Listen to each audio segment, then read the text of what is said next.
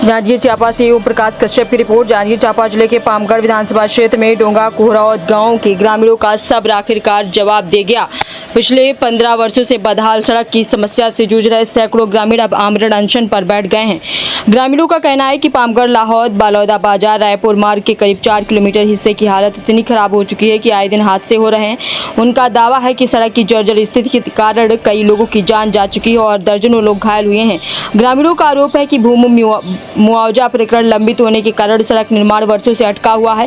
कई बार जनप्रतिनिधि और प्रशासन से मांग करने के बावजूद अब तक कोई ठोस पहल नहीं हुई। इससे नाराज ग्रामीणों ने गांव में आमरण अनशन शुरू कर दिया है और साफ चेतावनी दी है कि जब तक सड़क निर्माण की दिशा में ठोस कार्रवाई नहीं होती तब तक उनका आंदोलन जारी रहेगा। ग्रामीणों का कहना है कि यदि सड़क क्षेत्र के हजारों लोगों के लिए जीवन रेखा है, लेकिन वर्षों से इसकी अनदेखी की जा रही है। अब देखना होगा कि ग्रामीणों के इस आंदोलन के बाद प्रशासन और सरकार कब तक इस बहुप्रतीक्षित सड़क निर्माण पर फैसला लेती है। आइए देखते हैं आगे की रिपोर्ट। के सब स्कूल जाते तो परेशान है, छोटे छोटे बच्चा मन बहुत परेशान होते हैं।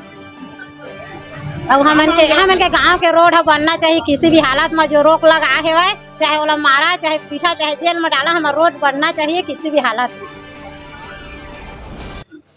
क्या नवन हमर नाम सुशीला है, इंदिरावास में घर है और हमार लइका मन इंदिरावास ले आथे पढ़े बा। कीचड़ के मारे आ नहीं पावा लइका मन, उमन के पढ़ाई का काम हो जाते तो कुछ भी करके हमन ला रोड चाहिए, पक्का रोड चाहिए। हमन ला कहा चाहता सरकार से क्या मांग करना चाहता? सरकार से मांग करना चाहता कि हमार रोड ला बनावा है। हमार लइका मन के पढ़ाई लिखाई बर्बाद होते कीचड़ के मारे। कब तक चली भूख हड़ताल? कब तक चली? जब तक सरकार पूरा नहीं करी तब तक भूख हड़ताल चली। तक जारी रहेगा भूख हड़ताल? अभी तो ग्राम के 10 व्यक्तियों द्वारा आमरण अनशन के लिए बैठा गया है और जब तक हमारी जो मांग है सड़क निर्माण की, जो 15 सालों से लगातार हमारी समस्या बना हुआ है, जब तक रोड निर्माण का आश्वासन नहीं मिलेगा लिखित रूप से, तब तक हमारा अनशन जारी रहेगा। किस प्रकार की अभी समस्या होती है बरसात में? देखिए, बारिश आते ही रोड तो दिखता ही नहीं है, गाड़ियाँ जो है चलनी बंद हो जाती है, स्कूल जो है बच्चे जो है स्कूल नहीं जा पाते हैं, कॉलेज नहीं जा पाते हैं, अस्पताल जाने में असमर्थता होती है। समस्या बहुत सारी है, कितने सारे गिनाए हम। कितने दूर तक की रोड खराब है? लगभग पामगढ़ से भिलौनी 4 किलोमीटर का रास्ता भी खराब है। कब तक ये अभी चलेगा आपका आंदोलन? ये जब तक हमको लिखित में आश्वासन नहीं मिलेगा ना, तब तक ये अपना जो आमरण अनशन का जो कार्यक्रम है वो चलता रहेगा। आप लोगों की मांग पर प्रशासन ने बड़ी गाड़ी पर प्रतिबंध लगाने की बात कहती है, आदेश जारी हुआ है, लेकिन अब तक बड़ी गाड़ी बंद नहीं हुआ, ऐसा बात भी सामने आ रही है। उनका तो बस अपना पल्ला झाड़ना है, काम तो उनको करना नहीं है। जब जिला प्रशासन द्वारा रोड प्रतिबंधित है भारी वाहनों के लिए, तो इसमें भारी वाहन चलना ही नहीं चाहिए। अब देखिए, अभी हम लोग को ज्ञापन दिए हुए आज 1 हफ्ते हो गए, 1 हफ्ते में अभी तक भारी वाहन रुका नहीं है। यहाँ देखिए, अभी अनशन जारी है लगातार, फिर भी भारी वाहन दौड़ रहा है। अब इसके लिए हम किसको जिम्मेदार दें? शासन प्रशासन ही जिम्मेदार है पूर्ण रूप से। विधायक समर्थन दे रही है? देखिए, अब उनका समर्थन है, समर्थन तो सारे लोग देंगे, लेकिन उनके मन में क्या चल रहा है वो खुद जानते हैं ना। समर्थन तो सारे लोग देंगे, करते हैं, लेकिन शासन प्रशासन के साथ साथ क्षेत्रीय जनप्रतिनिधि भी इस पर उदासीनता दिखा रहे हैं। इस कारण से कहीं न कहीं लंबित हो रहे हैं सड़क। जी, पिछले 10 साल से हमारे गांव डोंगा कोहरावत का सड़क जो है वह बहुत बुरे हालत में है। अभी जैसे ही बरसात चालू होती है, रोड पता ही नहीं चल पाता, गड्ढा होता है। 2 साल पहले एक छोटी सी बच्ची उस गड्ढे में गिर करके उसकी जान चली गई थी।